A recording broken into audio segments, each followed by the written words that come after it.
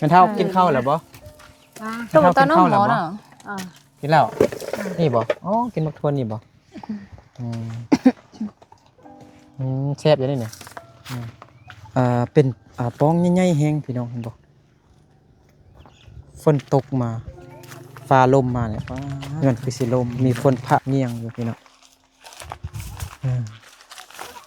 เพราะว่าไปอยู่บนดินไปยุ่งแล้วไก่ลูกเศร้าแล้วลูกเศร้ามาเอาเขาเอาน้ำมาให้กินบ่ได้บ่นักแล้วน้ำบ้างเนาะก็ไล่นี่ทุกมื้อทุกวันลูกชายเด็กมาไม่เท่ามาบ่เอาเดี๋ยวไปซะมันไม่เท่านี่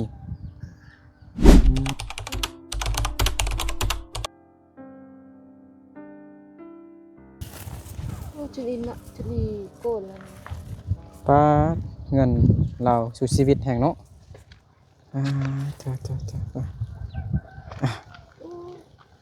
เจ้ารีบจับเนี่ย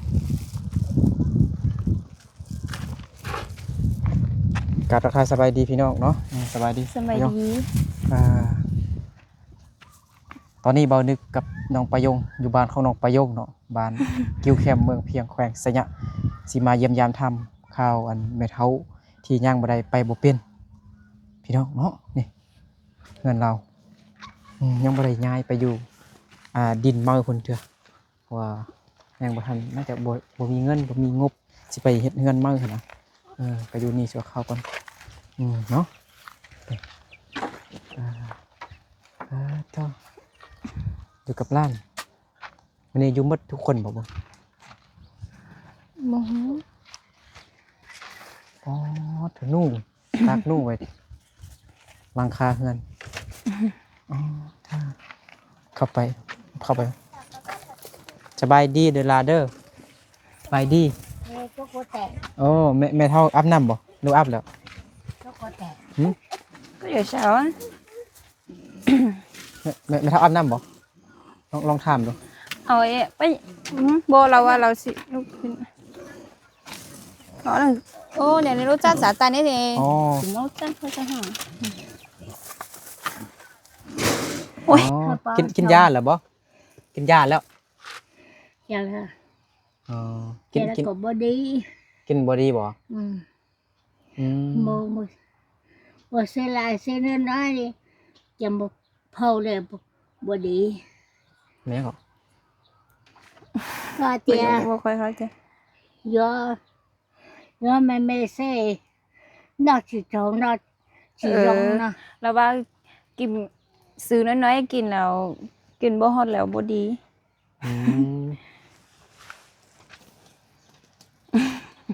บายดี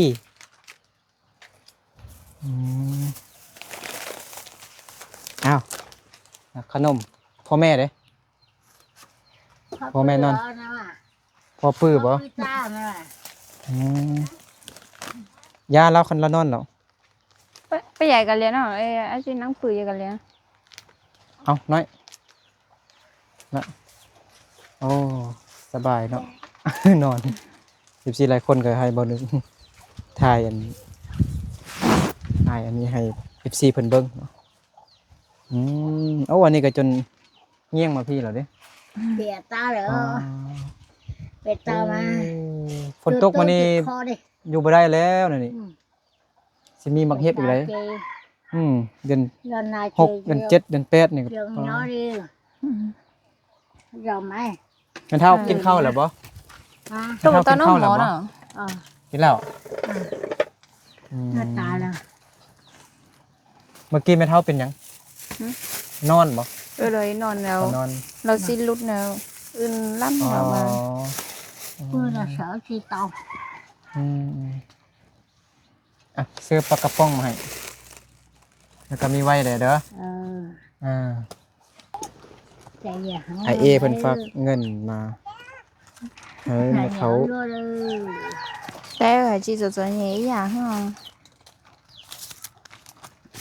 ะ500 บาทพี่น้องเนาะก่อนจะจูตัวอันนี้จะเป็นเงินของบ่นึกซื้อตัวแก้วกูย่อหอnó sao นี่เป็นเงินของไอกูย่อsửa xuống tuần thay 100 บาท330,000 กีบ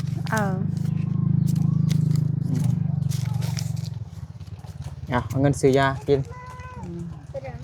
วันนี้เราก็อยู่ช่วงเนาะ ก็จะอะไรเลย โดยของผู้ใหญ่ใจดีเพิ่นเนาะชื่อว่าเอฝั่งไทยเอเพิ่นเห็นคลิปที่บ่นึกเอาลงอาทิตย์ที่แล้วหั่นส่งซ่านให้เฮาเพิ่นเนาะเก็บไปดีเด้อเงินเด้อเก็บไว้ดีเด้อ ก็ก็เธอเนี่ยลงเจียนเนาะ เห็นแจงได้บ่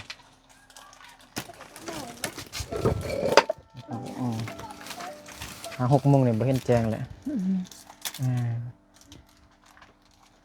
ก็เลิกโรงเรียนบ่ เนี่ยเขาก็ไปก็ขอลั่นดัง อันนี้ก่อนชื่อหยังเหรอ ก็ไปจ้าก็ไปกันดาเซ็งแล้วเซ็งแล้ว เซ็งเล่า ก็ไปเซ็งเหรอ พอดีนี่มันร้านไม่เท่านี้ แต่ว่าพ่อแม่เนี่ยเสียปะเบิดแล้วอยู่นำไม่เท่านี้ก็อยู่นำอ้าย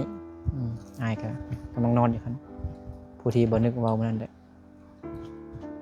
เอาเมียของอ้ายก็อยู่หั่นบ่เอ้ยพายก็อยู่หั่นบ่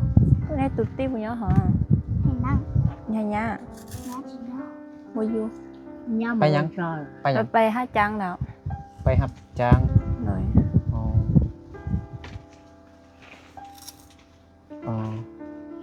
เราน้องไปโรงเรียนเราอายเบิ่งแม่เนาะแม่เฒ่าเนาะปาดขนมเป็นแต่แซ่บแท้อันกล้องให้คุณเด้อแม่ไปรับจ้างพ่อมันนอน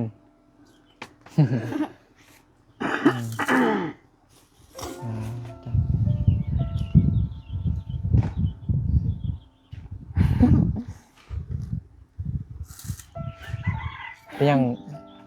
อายบ่ไปรับจ้างเอ้ย ใจ ก็ไปเขา ใจนั่งชิมูจนจนย่างกันนะ เพื่อนนั่งอยู่ไม่หนัว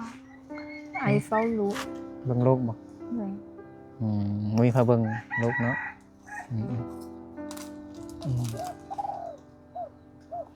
ไม่เท่ากินข้าวแล้วบ่กินแล้วกินหยังกินหยังกิน อย่ามาขวซื้อ เก็บข้าวกันน้ กินข้าวกับน้ำซื้อ ำบ่มียังกิน อ๋อนมครัวซื้อ มาขว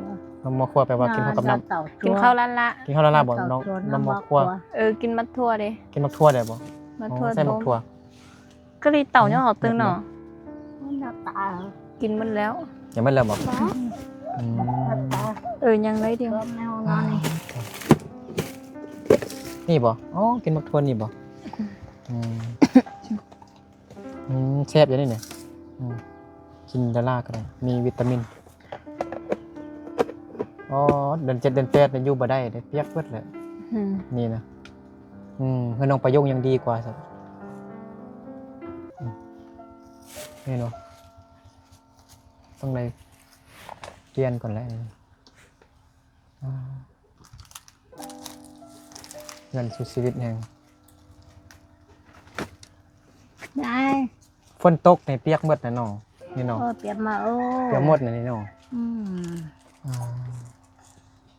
อันนั้นมันจะป้อนน้อยเลย เราว่าคนตัวเราอยู่บุกเป็น ตอนนี้ก็ทุกชีวิตแห้งเห็นบ่ โมซียูเราว่า ตะเวนซองมาทางนี้ ta เนาะ chờ ta chờ chọn cánh vậy cho lời gì ทางนี้ก็ปองมักใหญ่ biệt ta chứ ๆลมพัดมากกับหนาวเลยเนาะตอนกลางคืนต้องคืนหนาวบ่หนาวคืนหนาวว่าซั่น đây là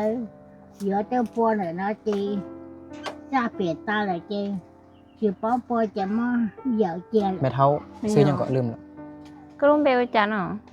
แม่เฒ่าเชีย เสีย แม่เฒ่าเชียเนาะอายุจักปีแล้ว gì cho lo 80แล้ว 80แล้ว80ปีแล้วเนาะ ไปสิไปแล้ว ยังบ่ได้ไปบ่เป็นพี่น้องเนาะแต่กี้ก็แม่เฒ่าเพิ่นก็เขาว่าค่ายยาพื้นเมืองว่าซั่นแต่เพิ่นตู้หาว่าค่ายยาเสพติดเพิ่นก็จดรายชื่อส่งเงินให้เจ้าหน้าที่เพิ่น ก็เลยเอาไปอยู่คุกจักปีอยู่คุกนะตะกี้นะ nó to nó tập lo chọc 4 ปี 4 ปีจะไปเท่าตอนอยู่คุกนี่กับเป็นรอยหั่นนะแบบบ่ได้ออกไปใส่หั่นเนาะอยู่ที่คุกก็เลยยังบ่ได้ไปบ่เป็นเพิ่นก็เลยปล่อยมาบ่ได้เสียเงินบ่ตอนออกมาทำอิฐนะ เขาก็แต่ก็โกตาปง ออกมา เนี่ย จากคุกก่อนนะบ่ได้ coi บ่ ra มีคนไปไทยเอาบ่หรือจังได๋ เราว่าตัวนึงล้าน 1 ล้าน เฮ้ย อ๋อแบบมีคนไปไทยเอาบ่บ่ คือเมื่อนังตัวไอ้โจ๊กก็เนาะ nhờ เออ tôi thay vì cái tụ bộ tôi อ๋อ1 ล้าน เลยลูก มีคน เศร้าก็ลูกเคย อ๋อมีพูดไทยเอาเนาะ1 ล้านกีบออกมาจากคุกแล้วก็อยู่แบบนี้ฮอดมื้อนี้เนาะยังบ่ได้ไปบ่เป็นแล้วเป็นเส้นเอ็นแบบมันอันนั้นน่ะเด้3-4 ปีก็โอ้โดนแฮงเด้อยู่คุก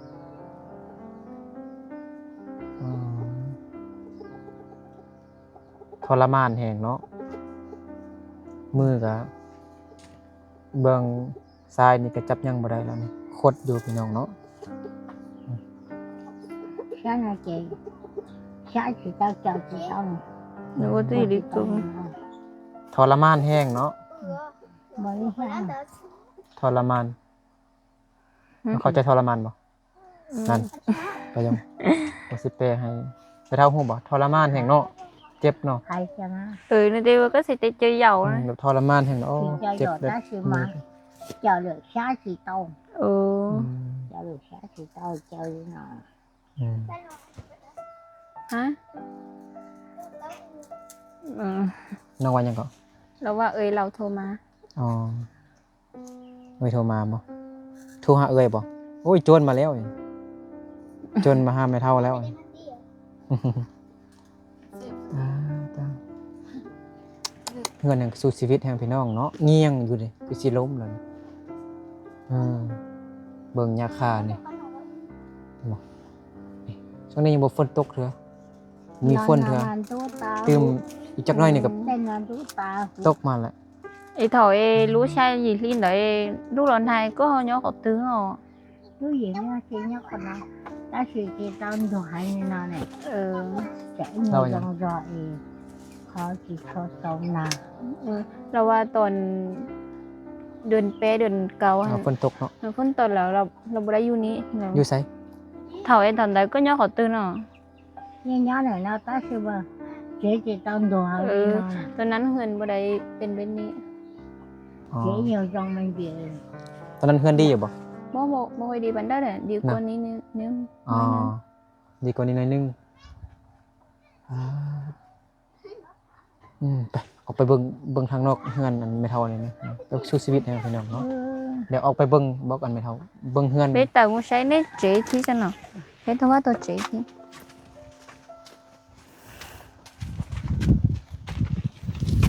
อันนี้รถจักรอันนี้มันใช้งานบ่ได้เลยนะปวดมันบ่เบิ่งเฮือนไม่เท่าแบบเงียงอยู่เลยนะ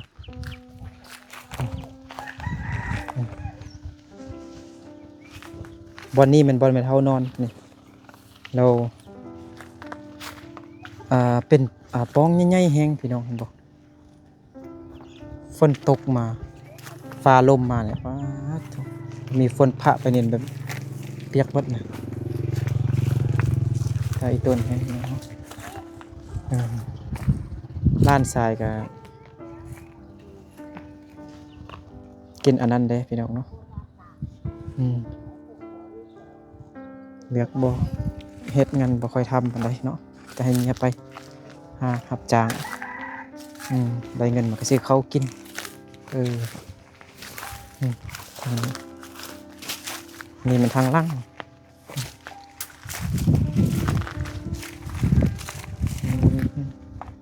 นี่มันบอนที่ร้านทรายกับร้านเพอนอนเนาะวันนี้โอ้เงินคือสิลมเงียงอยู่พี่เนาะ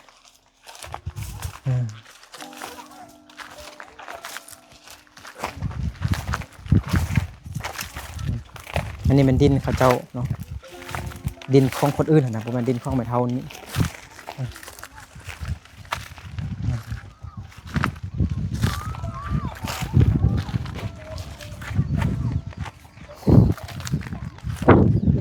ถูกเบิ่งคือสิหลายปีแล้วเนาะโอ้ยเป็นปองอยู่หั่นเลยปองอยู่นี่แหละ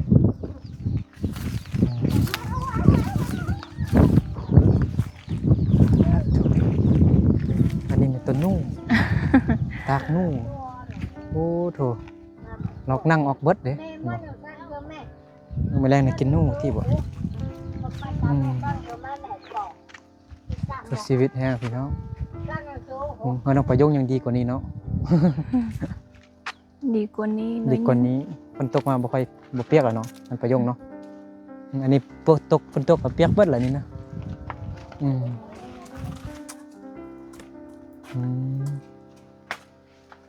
แซ่บบ่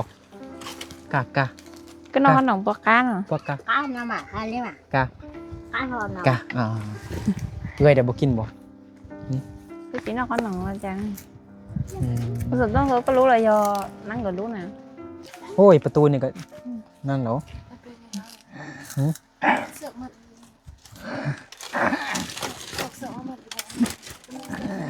เป็นประตูให้ไหมครับเป็นอย่างไรเขาก็มัดแน่นเหรอดิไหนตอนกลางคืนเนี่ยอัดประตูบ่ปิดประตูบ่ แต่จนตัวนี้ปูกาเขาจ้องเนาะเอาไป ตัว ตัว ta là có trong thế nhưng biệt ta อืม lại giết thái được đi cho rồi อืมวันสิแป้งไงแห้งไปมั่งแล้วบัดนี้มันล่มเองเด้ ta ถ้า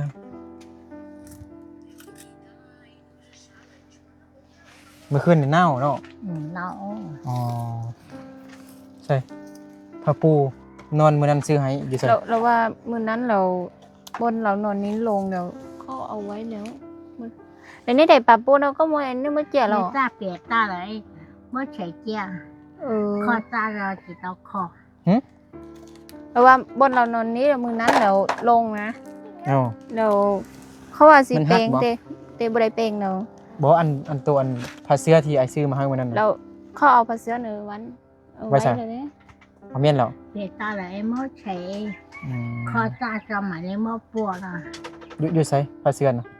để bảo nhá tư nào ป้ายังไป có thể là mới cho ta cho tu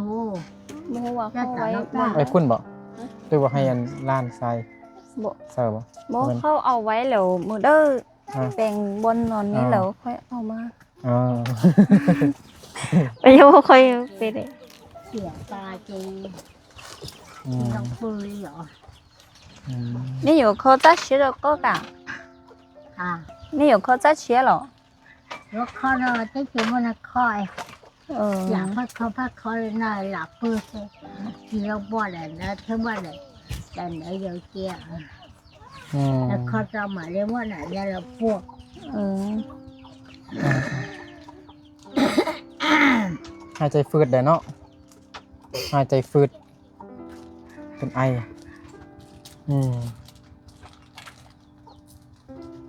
เช็คขนมแบ่งให้น้องเอ้ยเด้อละบอกแบ่งขนมให้เอ้ยเด้อnó có Anh nồng ơi. cho tụi anh có chuẩn đấy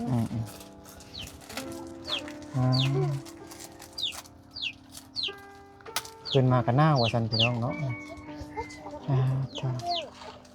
แม่เฒ่าเสียเนาะอายุ80 ปียังบ่ได้ไปบ่เป็นอยู่บ้านกิวแคมเมืองเพียงแขวงสยบุรีพี่น้องเนาะเป็นชนเผ่ามงเฒ่าเพิ่นก็คิดหลายก็ให้เนาะบางครั้งก็บ่นึกมื้อนั้นก็ให้2 ครั้ง2 เทื่อพี่น้องตอนน้องลามาแปลภาษาให้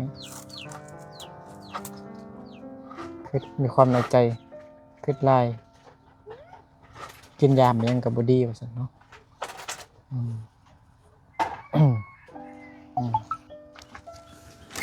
เซาลีก็มาแปลงประตูให้แม่เฒ่าเนาะสบายดีเซาลีแปลงประตูให้แม่เฒ่าเนาะโอ้เซาลีแปลงแล้วได้ดีแล้วมื้อนี้ อืม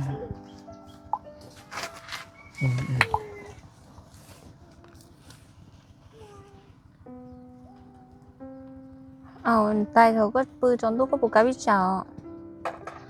cá lỏ ร้านเพอประมาณจักโมงจึงกลับมาบ้าน đi đây cho mông nhá nắng mà lo nó Con trai chọn đơn tài mà lọ po. เราไปช่วงมะโมแล้วประมาณ5 โมงเด้ ประมาณ5 โมงแรงเนาะ5 โมงเนาะจึงมา Tay lọ mà chứ một tay lọ chứ một bài mà lọ mau lọ sữa. น้องปุ้นใหญ่เราจะจองตู้เดียวจะไปเยี่ยงเจไปยี่มันยังไปรอ ก่อน5 โมงเนาะร้านเพอมา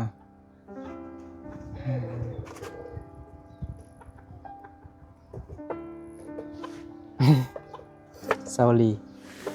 ขอบใจได้ซาวลีเอาตังค์ให้บ่นั่นจ้าปลากระป๋องกินได้อยู่บ่ ก็นอกปุตตาปงเจเนาะ มีเลย กินได้ มีกินไหนบ่ ก็นอกปุตตามีปงเจนะ Tao cười. กินได้ กินได้หมดเนาะ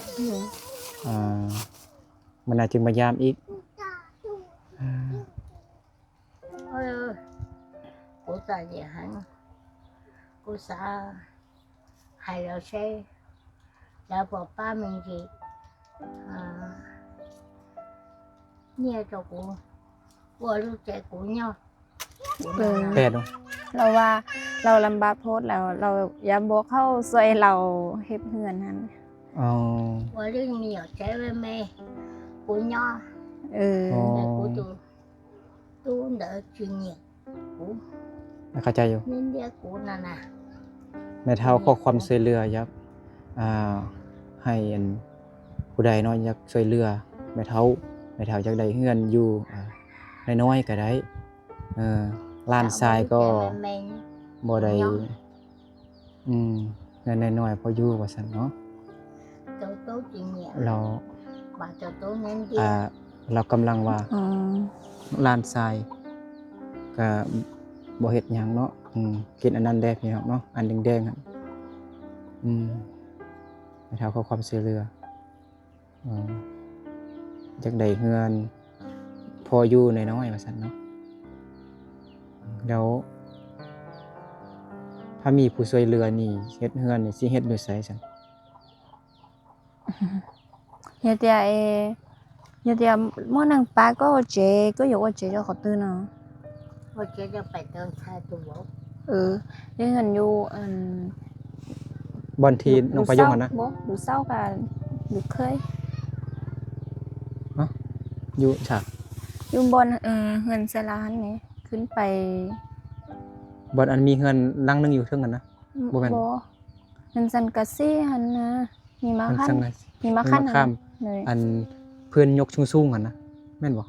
มันสังกะสีอันเฮือนน้อยๆบ่ตอนเอาคือบ่เอาแม่เฒ่าไปอยู่นำตอนนี้ซั่นนะ bố bên bố nhà. hú Tham để chạy để xin nó là hơi Tôi có đưa chỉ mi cho ngân mình rồi cho đấy, ấy cứ có bảo tuần mình sai học tù yêu vào năm nhó nó ở kìa nhiều với nhiều sẵn ấy nhau chỉ tao ok nè โบเราว่าเราบ่แม่นนามสกุลเดียวเราอยู่นำกันบ่ได้มันแม่นลูกเศร้ากับลูกเคยแล้วอยู่บ่ได้ บ่แม่นนามสกุลเดียวกัน thấy không xã cỏแล้วบอกป้า แต่ มันคือ ถ้าสมมุติมีคนช่วยเหลือนี่เฮ็ดเฮือนให้น้อยๆอยู่ก็สิอยู่แคมป์เฮือนหั่นบ่สิเฮ็ดเฮือนอยู่บนอันน้องว่าเมื่อกี้นะบนเนี่ยก็ลูกเคยใช่ป่ะ ลูกเคยกับลูกเศร้า xã cỏ làป้ามันคือ ลูกสาวเราแท้ๆนี่บ่ลูกเราแท้ๆนี่ ก็ บ่ ตุนใส่เกียร์เหรอเ เป็น ท่ ใจอยู่เกยxã cỏ làป้ามันยิงเนี่ยเองไว้เรื่องมัน บ่ได้ช่วยแม่บ่ซั่นน่ะบ่เอาข้าวเอาน้ำให้แม่กินบ่บ่เบิ่งแม่บ่ซั่นน่ะถาม ๆก็ตุนใส่ก็ตูเบากับผู้ตัวหมอได้หมอก็นอตันลีเนาะฮะ ให้อยู่เบิ่งอยู่ เลย ถ้ามีผู้ช่วยเหลือนี่ก็สิเฮ็ดเฮือนอยู่อันอยู่ดินของอันลูกสาวกับลูกเคยแม่นบ่ เลย อืมแล้วดินพุ่นเนี่ยบ่ได้อยู่บ่อยู่ดอยพุ่นน่ะอยู่บนดินของน้องประยง Ê thế có phụ em có họ chịu nhốt ê thế là ba em có phụ nhốt bút sầu ê khỏi nắng rồi vô à sầu nè. đó mà mua tá khi mà chơi để tuần thay lại là bố chị tao nó mở của non à Ừ, ไม่หยัง nhớ về lại là tiêu mà tao nó mở là của non เราว่าไปอยู่บนดินอะไปยุ่งแล้วไก่ลูกเศร้าแล้วลูกเศร้ามาเอาเขาเอาเขาเอาน้ำมาให้กินบ่ได้ อ๋อมันลำบากเนาะ เลยไก่แล้วยับไปอยู่โมลูกเศร้า มลูกสาวเนาะอืม mà Lúc. ลูกสาวกับลูกเคยคือบ่ช่วยฉันเขาก็บ่มีบ่ เขากับบุมี อ๋อ sáng cả lên ba sẽ phải tao mà mẹ nhà là giờ ở đây cả sĩ là vẫn mình nhiều trẻ mẹ cũng một nhỏ rồi nè เออ พอมีเงินน้อยๆซื้อสังกะสีมา là chị tông cái เฮ็ดเฮือนน้อยๆพออยู่พอแม่เฒ่าอยู่ผู้เดียวเนาะเห็นบ่ แมน là chị tông cái chị sẽ là một ba mẹ rồi giờ ở đây cả sĩ bỏ nhưng nhiều trẻ lúc đó trẻ té là cả liệt เออ chưa tàu chờ Là bên nhân nhauคือ chờ bự เราบ่อยากอยู่กับเขานี่บ่ เราว่าเขาบอกให้มัดนะ bà chị từ Ồ. tôi chủ nhiệm à từ tôi tự nhiên อ๋อ lên dia เออ lên dia chỉ dụ và cũng tự ไรนี่แม่เฒ่า อืม อ๋อ tôi tự nhiên chủ nhiệm và có tự kiếm sao là lấy nhau lúc trẻ nào cô xa xe là bà tao bên gì นะเอาไป của lúc trẻ với mấy rồi của nhau เราอย่าง เรา เขา ว่า ไรนี่เราใช่ปะ โดยเด็ ไรนี่แต่เราบ่มีบรรยูเนาะ เรามีบนอยู่แล้วเราจำเป็นอยู่ จะ นี้ เป็นอยู่นี้อดทนอยู่นี้แม่นบ่ แม่น อืม แล้วเราอย่าให้เขาช่วยเราซื้อสันกะสีน้อยๆแล้วให้เงินน้อยๆให้เราผู้เดียวอยู่ อืม ก็ได้ อ่า rõ nhỏ để ca sĩ nó bỏ luôn mê mê như này nhau đai tuần thay tù bỏ thì là phu mà phu rau chùa อืมเอกก็ตอนสัตว์ว่าจุ่มมาเท่าเจ๊ก็กล้า rồi mua tao là để cho nó xa ấy chỉ mà cho tia chưa เออ mình có khó sẽ chùa เราว่าอย่าง เพราะว่า แม่ต้อง ประยงท่านว่าดินลูกเศร้ากับลูกเคยยังมีไร่บ่แล้ววะยังเต้มัน น้อย เลย บ่กว้างกันบ่ เลย rồi chú là tự nhiên rồi tôi nên về còn tao sao nhau lúc trẻ nó nhưng mà của một chị tàu của lại nhau sự một tàu chị tải lợi thế một là chị tàu cân chị xe là bỏ rong là bay rồi họไปที่เนี่ยเราอยู่เขาไปได้กาซีเราบอกแล้วมีอยากเจอแม่ย่อ เออคือหายอ๋อ น้องเว้าภาษาลาว ฮะ แปลบังดู เราบอกคือเก้าเนี่ยนะว่า ยังว่าคือเก่าอยู่ เลย ยังมีคนช่วยเหลืออันบ่ ยังมีคนช่วย ซื้อสังกะสีเฮ็ดเงินน้อยๆพอแม่เฒ่าอยู่คนเดียวเนาะอยู่เงินอยู่กับเกออัน ลูกสาวกับลูกเคยเพราะว่าอยู่นี่เพิ่นก็บ่ให้บ่มักแล้วเนาะเขาก็ไล่หนี้ทุกมื้อทุกวัน ลูกชายเด็กบุมาไม่เข้า อ๋อ มาบ่เอาเดี๋ยวไปซะคนนี้ อ๋อมันไล่ไม่เท่านี้อืม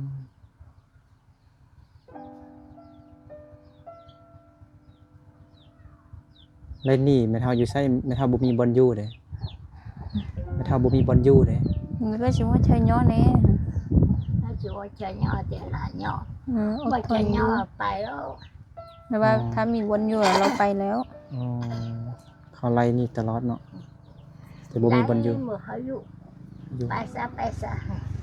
ซะสิอ๋อร้านเพอเด้ร้านเพอก็ว่าให้หนี้บ่ Ừ. 2 คนน่ะ 2 คน ลูกเธอนี่ลูกใส่ดิ2 คนบ่มัก บ่มัก ไว้ไม่เท่านี้ นี่ไปซะ นี่ไปซะ บ่เอา อ๋อเป็นคนอย่างนั้นเนาะใจดำแท้ใจดำอำมหิตแท้อ๋อแล้วเฮาก็เฒ่าแล้วเด้อายุบ่หลายแล้วเด้บ่มีบ่อยู่อีก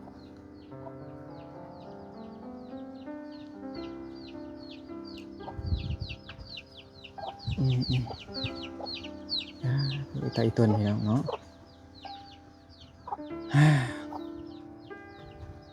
ไม่เท่าเด้อนี่ไปหมดได้นี่เท่าจะเปลี่ยนจะมาอยู่ให้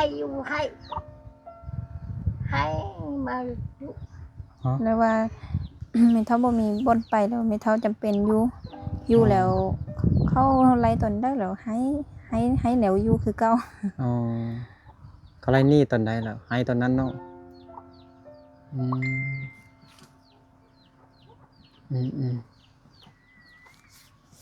ทนอยู่ก่อนแหล้วลูกก็เป็นวันนึกก็เป็นคนกลางซื่อพี่น้องเนาะวันนึกก็บ่มีหยังสิช่วยหั่นนะก็มีแต่ทายให้พี่ให้น้องได้เบิ่งผู้ใดมีจิตใจศรัทธาอยากช่วยเหลือแม่เฒ่าผู้ละเล็กผู้ละน้อยเนาะก็ติดต่อหาบ่นึกได้บ่นึกมีแต่เป็นคนกลางซื่อมาถ่ายวิถีชีวิตของแต่ละคนที่ตกทุกข์ได้ยากอะนะแม่เฒ่านี่ก็ล้านสายกับล้านเผอก็ไล่หนี้ทุกเช้าทุกแรง còn nha nè từ cái câu mọ mẹ lau câu mọ này nha con nè แม่เฒ่าก็ให้ บ่ ต เจ้า อนใด น่ะ ที่ พอจอนะมา ล้านสายกับ พอจอนะมา ล้านเผอ Chao. ไล่หนี้แม่เฒ่าก็ให้โอเคตอนนี้แม่เฒ่าก็อยากขอความช่วยเหลือผู้ใหญ่ใจดี ได้ตัวเมียเหรอได้เมีย ช่วย เขาเลย เหลือเนาะอยากได้เงินน้อยๆก็ได้ว่าซั่น ผมมาบ้านหม้อไหน ได้เงินน้อยๆน้อยๆซำห้องน้ำบ่เฮ็ดห้องน้ำก็ได้นะน้อยๆซำ เนี่ยมา น้อยซำนี่ก็ได้นะเท่าถ้ามีผู้ใหญ่ใจดีช่วยเหลือนะถ้าได้เฮ็ดเงินน้อยซำนี้ก็ได้แล้วแม่เฒ่าอยู่คนเดียวว่าซั่นเนาะ มันมาถึงหม้อไหน คนอยู่แห่งนี้ไล่หนี้ตลอดเนาะ จะจับบ้อง ล้านกลับก่อนเด้เด้อ Mẹ muốn chế cho nè chế muốn Cặp còn chế nữa. à? สู้ๆเด้อ ไปดีเด้อ โดยอวยพรนะแม่เฒ่าจงอยู่ดีมีแรงสุขภาพแข็งแรงบ่ให้เจ็บให้ป่วยให้อายุมันขวัญยืนเด้อ ไปตรงนะ โดย มองจ้าจุดพวกกันมองเราเช่นเราตู้เลยจุดพวกกันเราเลยพวกกันเราตรงนะ Rồi phải đi được Phải đâu Mà hơi lụt tầm ai nè Nào mà bên นี่ก็ Bố phải về đấy Thế là mà hơi ai phải đi được ไปดีเด้อบ่ต้องให้เกิดอุบัติเหตุบ่ให้รถตามกันเด้อประมาณนี้บ่ Rồi อ๋อ mình rong cỏ sao mà mò này tú đó โดย mình rong sao mà mò nhớ cả lo lấy ra đi nhẹ nữa Phải vô thấuคือเราเด้อไปดีเด้อ อ๋อ อายุเท่า มีอายุหลายคือแม่เฒ่าเด้อเนาะ ขอบใจเด้อ rồi โดยล้านกลับก่อนเด้อ ดีมีแห้งเด้อ bây giờ mày thâu đó โดย mày thâu mà mi hơn nè khét cho đó อ๋อนะครับบ่มีแห้งแล้วโอ้สู้ๆเด้อ สู้ๆอดทนอยู่ก่อนเด้อ bà đi đó โดย โอเค bà cho mày bà nhà tôi đó โดย Ở bên nuôi mà tốt rồi nọ